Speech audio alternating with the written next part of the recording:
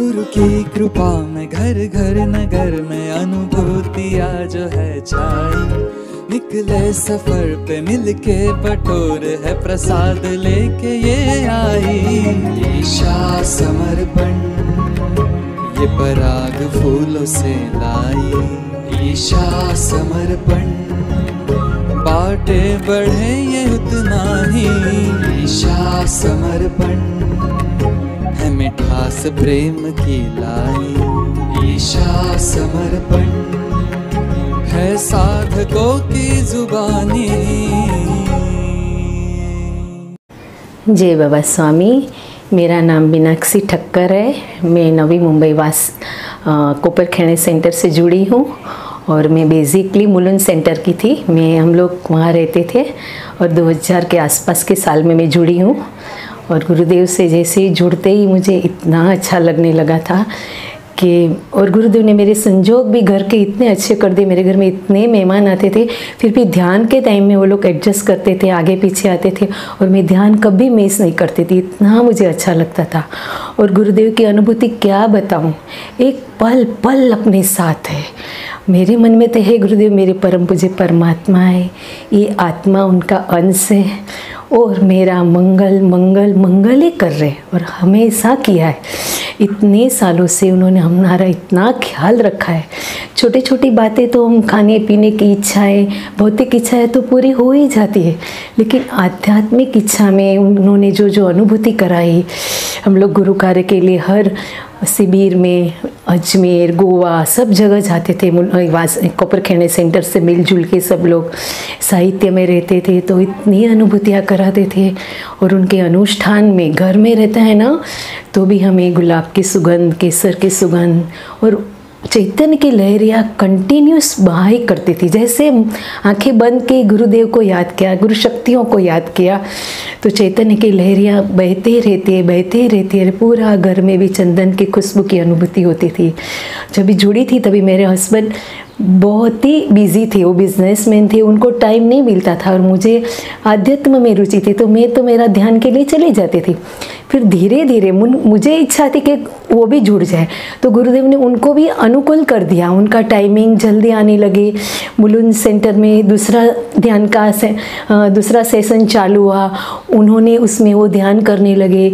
लेकिन उनकी एक बहुत बुरी आदत थी जो मेरी स्पेशल अनुभूति है, वो इतने गुटखा खाते थे। हमारा है ना सुपारी का बिजनेस है तो उनको पान वाला और होलसेल वालों के साथ बिजनेस था तो कहाँ भी जाते हैं तो वो लोग चाय मंगाते और सीधा गुटखा पकड़ाते थे। ऐसे वो दिन के 25-30 गुटखा खाते थे और मेरी जान चली जाती थी। मैंने सिर्फ ध्यान पे चित्त दिया। वो टाइम में इतना पता भी नहीं था क्या करूं क्या नहीं करूं। तो गुरुदेव ने अपने को जो शिविर में बताया था कि वो इंसान का दारू छूट गई, उसी तरह मेरे हस्बैंड के गुटखा छूट गई 1 साल के अंदर ही। वो कहाँ भी जाते हैं तो गुटखा कोई देता तो खुद ना बोलते थे, या कभी कभी गुटखा खराब निकलता था, कभी कभी टाइम ही नहीं मिलता था खाने को।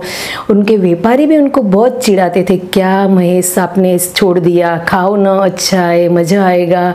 पता नहीं, लेकिन उनकी आत्मा ने उनको अटकाया, गुरुदेव ने उनको अटकाया। और इतनी बड़ी चीज़ मेरे साथ गुरुदेव ने की, मैं उसको भुला ही नहीं सकती कि उनका गुटखा छूट गया। आज उसको 25 साल हो गया।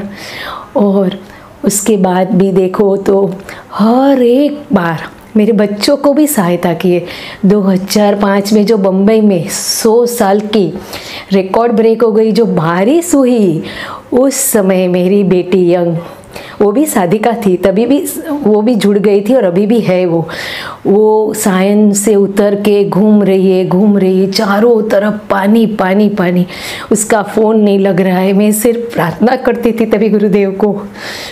तो सायन सर्कल के आसपास, सायन अस्पताल के पीछे कोई बूढ़े बाबा आए और उसके रास्ता दिखाया और वो माटुंगा पहुंच गई और उनके फ्रेंड के वहाँ पहुंच गई। इस तरह गुरुदेव ने इतना सुरक्षा कवच दिया, इतनी मदद की है कि वो समय मेरे लिए बहुत संभालना मुश्किल था कि दूसरे दिन वो घर पहुंची। ऐसी बात करेंगे तो इतने सारे इंसिडेंट्स है। मेरे हस्बैंड साधक है, फिर भी देखो उनको ज़रा तकलीफ़ आई, लेकिन ये तकलीफ़ ऐसे आई कि उनको ब्रेन स्ट्रोक आया। ब्रेन स्ट्रोक मतलब पैरालिसिस, लेकिन गुरुदेव की कृपा से उनको कोई डिफेक्ट नहीं हुआ। वापस उन्होंने जिद करके दवाइयाँ छोड़ दी, वापस गए साल कोरोना काल में उनको स्ट्रोक आया और फिर भी गुरुदेव ने उनको बचाया। आज भी उनको कोई डिफेक्ट नहीं है। यही मेरे लिए बहुत बहुत बहुत बड़ी अनुभूति है। गुरुदेव मेरे साथ है, मेरे बच्चों की, हम सबकी इतनी रक्षा करते हैं, हम सबकी इतनी रक्षा करते हैं और हमें आध्यात्मिक प्रगति, भौतिक प्रगति तो वो दे ही रही है।